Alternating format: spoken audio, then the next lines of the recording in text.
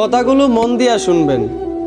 গাধাকে যখন সৃষ্টি করা হলো তখন গাধাকে বলা হলো, তোমাকে সকাল থেকে সন্ধ্যা পর্যন্ত প্রচুর পরিশ্রম করতে হবে, সারাদিন পিঠে বোঝা বয়ে বেড়াতে হবে, খেতে পারবে শুধুই ঘাস, তোমার মাথায় কোনো বুদ্ধি থাকবে না, আর তোমার আয়ু দেওয়া হবে 50 বছর।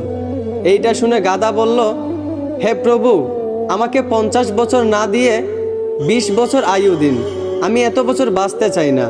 সৃষ্টিকর্তা তার এই কথা মঞ্জুর করলেন।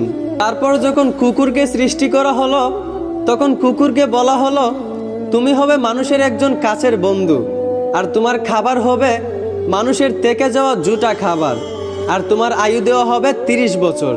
এইটা শুনে কুকুর সৃষ্টিকর্তার কাছে হাত জোর করে বলল, হে প্রভু, আমি 30 বছর বাঁচতে চাই না, আমাকে 30 বছর থেকে 15 বছর আয়ু দিন।